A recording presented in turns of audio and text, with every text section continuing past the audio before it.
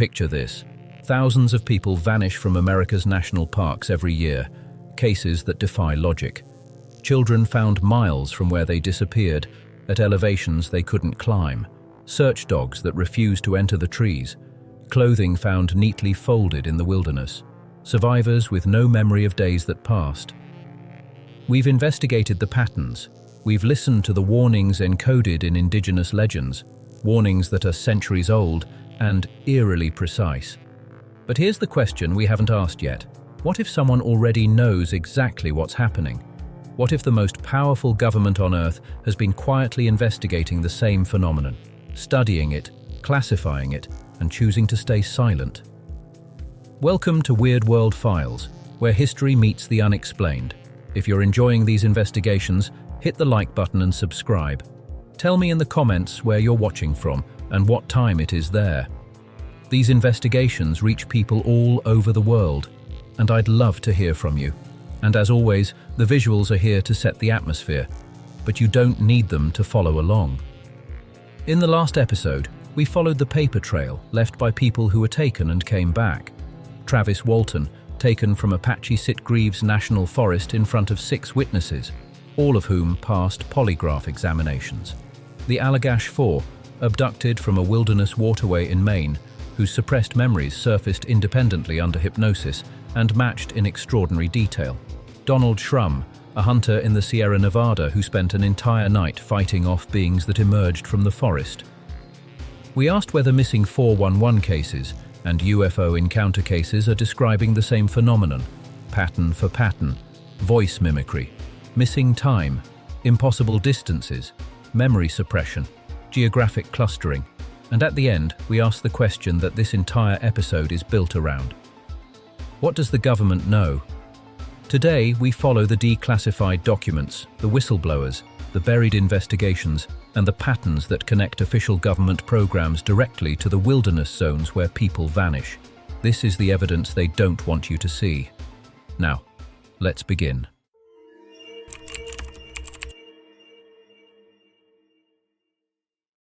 (1947). The modern UFO era begins. The US government, publicly dismissive, is privately alarmed. Project sign, Project Grudge. And then, in 1952, Project Blue Book, the Air Force's longest-running official investigation into unidentified flying objects. It would run for 17 years. It would accumulate over 12,000 reported cases. And when it was finally closed in 1969, officials announced a confident conclusion. No UFO reported, investigated, or evaluated by the Air Force had ever given any indication of threat to national security. No evidence of technology beyond the range of current scientific knowledge. No evidence of extraterrestrial vehicles. Case closed. Except for the 701 cases that remained officially unexplained, even after exhaustive analysis. 701 cases that no investigator could account for. That number was quietly buried in the announcement. But here is what the official summary didn't tell you. Among those thousands of cases, a disturbing number involved sightings in remote wilderness areas, national parks, national forests, mountain ranges, and waterways. Not over cities, not near military bases, in the deep wilderness. And a significant portion of those wilderness reports shared common elements: craft operating silently at low altitude over tree lines, lights descending into forest clearings, encounters near bodies of water, sightings reported by forestry workers, park rangers, and hunters. The same witness profiles that appear in missing 411 data, the same geographic terrain, the same environmental features: granite geology, water proximity, high elevation, isolation. Dr. J. Allen Hynek was the scientific consultant brought in to help Project Blue Book evaluate cases. He was hired to debunk.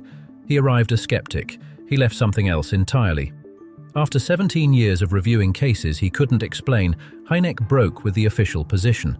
He argued that a genuine, unidentified phenomenon existed and that the government's own data proved it. He criticized Project Blue Book for what he called a cavalier attitude toward evidence that deserved serious scientific analysis. He coined the term close encounter.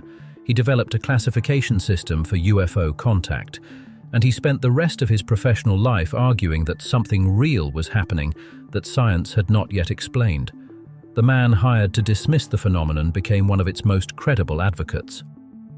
And then there's the Condon Committee. In 1966, the Air Force commissioned a civilian scientific study, the University of Colorado UFO project, led by physicist Dr. Edward Condon, to independently evaluate the phenomenon. The Condon report, published in 1969, concluded there was nothing to see. Move along. But internal committee documents, later leaked, told a different story. One senior project coordinator wrote a memo describing the committee's goal not as honest investigation, but as reaching a predetermined conclusion as quickly as possible. Dr. David Saunders, a psychologist on the committee, was fired for leaking that memo. He later published his own account of the investigation, arguing that the Condon report deliberately misrepresented the data it reviewed. The conclusion was decided before the investigation began. Project Blue Book closed. The Condon report said nothing to see, and officially the government walked away from the phenomenon. Except they didn't.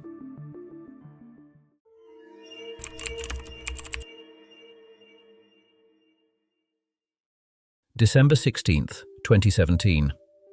The New York Times publishes a story that rewrites the official narrative. Deep inside the Pentagon, a secret program had been running for years.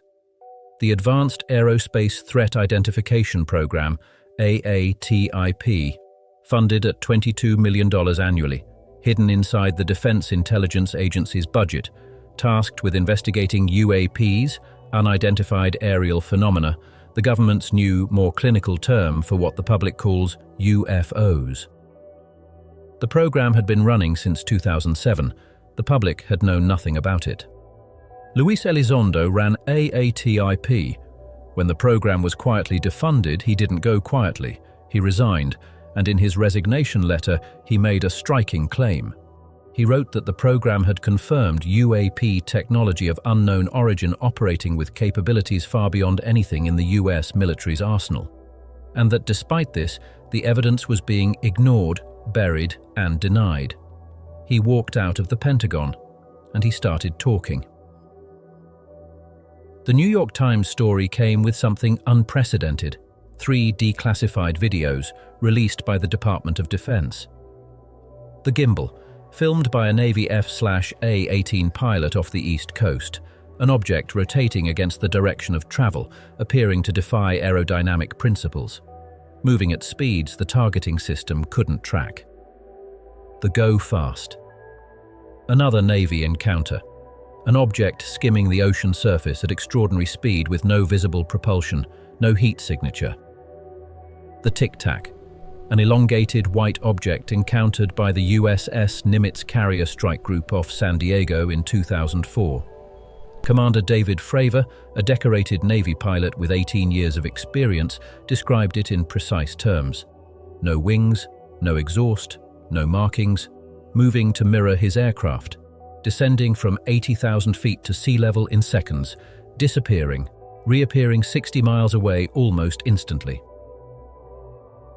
Fravor has said on record that what he saw was not from this world as we know it. Now here is where this becomes directly relevant to Missing 411. When researchers began mapping documented UAP activity against geographical data, a pattern emerged that nobody in official channels wanted to discuss.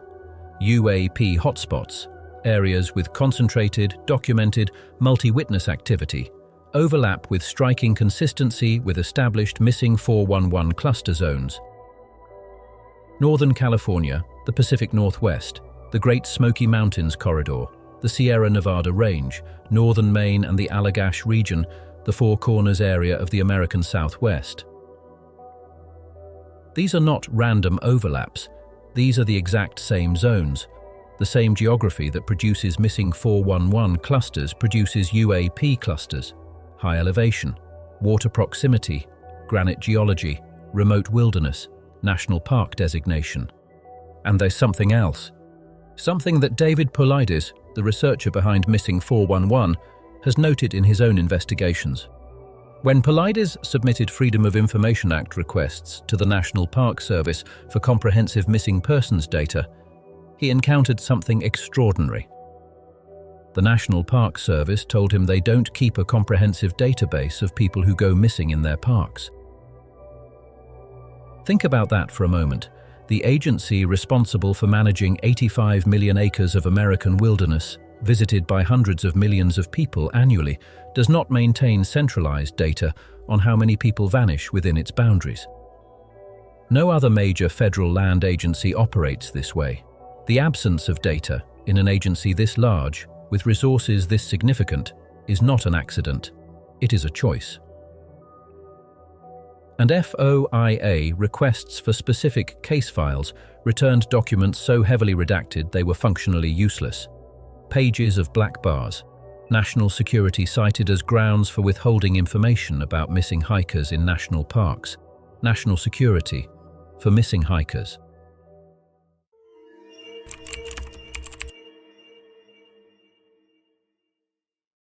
(1989). A man named Bob Lazar appears on a Nevada television broadcast, his face partially obscured, his real name withheld at first. He makes claims that, at the time, seemed like the statements of someone in serious need of help. He says he was hired as a physicist to work at a classified facility called S4, located near the dry lakebed of Papoose Lake, adjacent to Area 51, the top-secret military base in the Nevada Test and Training Range that the government then refused to admit existed. His job, he says, was to reverse engineer propulsion systems from craft that were not made by any human civilization. He described 9 disc-shaped objects stored in hangars built into a mountainside. He described a propulsion system based on the strong nuclear force and an element 115, that did not exist on the periodic table in 1989. He was dismissed immediately, ridiculed. His academic credentials were challenged. His mental stability was questioned. Then things started checking out. In 2003, element 115, moscovium, was synthesized and officially added to the periodic table by Russian and American scientists.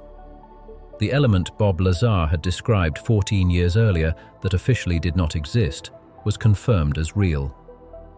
Journalists investigating his background found evidence of his employment at Los Alamos National Laboratory, despite the government initially denying any record of him. A phone directory was located, a document referencing his name. The government confirmed the existence of Area 51 in 2013, declassifying documents that acknowledged the base officials had refused to admit existed for decades. Element by element, detail by detail, things Lazar described that seemed impossible began to be confirmed. Now consider the geography. The Nevada Test and Training Range, where S4 allegedly sits, is surrounded by wilderness, desert wilderness to the south and west, the Spring Mountains and Humboldt-Toyabe National Forest to the east, Death Valley National Park to the west. The Great Basin Wilderness Corridor stretches from southern Nevada up through Utah and into northern California, through some of the highest density missing 411 terrain in the American Southwest. If craft of non-human origin were being operated, tested, studied, or simply moving through U.S. airspace, from a facility in this corridor, they would be operating over wilderness, over the exact terrain where people vanish. Lazar himself described test flights occurring on specific schedules over the Nevada desert. Military witnesses stationed near the test range have described craft performing maneuvers that matched the Navy's tic-tac footage recorded 15 years later. The pattern is geographic, the corridor connects, and the wilderness between those classified installations and the missing 411 cluster zones is not empty.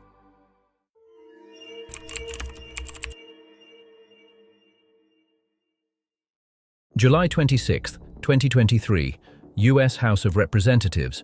The Subcommittee on National Security, the Border and Foreign Affairs holds a hearing titled Unidentified Anomalous Phenomena, Implications on National Security, Public Safety and Government Transparency. 3 witnesses appear, under oath. David Grusch, former intelligence officer, former UAP task force member, decorated combat veteran with a top-secret SCI security clearance. Under oath before Congress, Grusch testifies that the United States government has been running a secret, multi-decade program to retrieve and reverse-engineer craft of non-human origin, that the program has existed for decades, that it has been illegally concealed from congressional oversight, and that non-human biological material has been recovered. Really think about that for a moment. A former intelligence officer with the security clearances to know, testifying under oath before Congress that non-human biological material has been recovered by the US government. He also testified that he was aware of individuals who had been threatened, careers destroyed, lives disrupted, for knowing too much and being willing to say it. Commander David Fravor, the Navy pilot who encountered the Tic Tac, also testified. He described his 2004 encounter in precise clinical detail, and he told the committee that whatever he encountered was not technology that any nation on Earth currently possesses. Now consider what Grusch's testimony implies for Missing 411. If programs exist to retrieve and study craft of non-human origin, those programs are funded, staffed, and operational. They involve personnel with security clearances, classified facilities, and classified knowledge about what non-human entities are doing in US airspace, and potentially on US soil. The same phenomenon that produces UAP sightings in wilderness zones produces missing 411 clusters in wilderness zones. If the government knows what the phenomenon is, if they have recovered craft, recovered biological material, if they have been studying this for decades, then they also know what happens to the people who go missing in those zones, and they have chosen not to tell the families. The FOIA stonewalling suddenly takes on new meaning. Collidis couldn't get basic missing persons data from the National Park Service. Families of the missing received national security classifications on search records. Personnel with no clear jurisdiction appeared at search operations.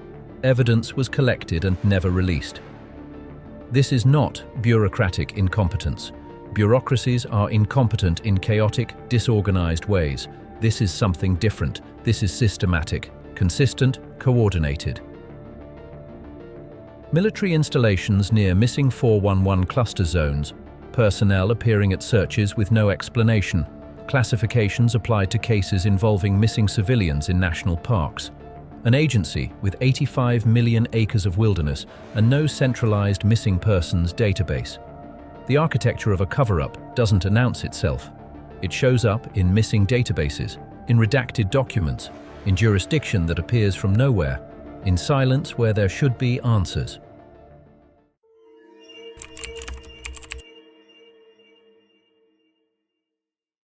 What do we know? Project Blue Book ran for 17 years, classified 701 cases as permanently unexplained, and was shut down with a predetermined conclusion. Its own consultant spent the rest of his career arguing the government had buried genuine evidence. AATIP ran secretly inside the Pentagon for years, confirmed UAP technology beyond current human capability, and was defunded. Its director resigned and publicly declared that critical evidence was being suppressed. Declassified Navy footage shows craft performing maneuvers that violate our known understanding of physics, confirmed real by the Department of Defense. A decorated intelligence officer testified under oath before Congress that non-human biological material has been recovered, that illegal programs exist to conceal this from oversight, that people have been threatened for knowing. And throughout all of this, the same wilderness zones where UAP activity clusters are the same zones where missing 411 clusters exist. Same geography, same terrain, same victim profiles, same behavioral patterns. The National Park Service won't tell us how many people go missing in their parks. FOIA requests come back with national security redactions on missing hiker files. Personnel with unclear jurisdictions appear at search operations in the exact zones where the patterns repeat. When evidence contradicts common sense, when logic fails, when the most basic questions remain unanswered, we must ask again, what is taking them? and who already knows.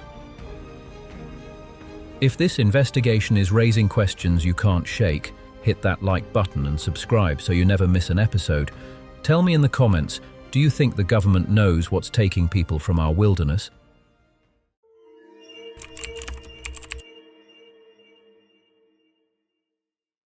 But here's what haunts me most.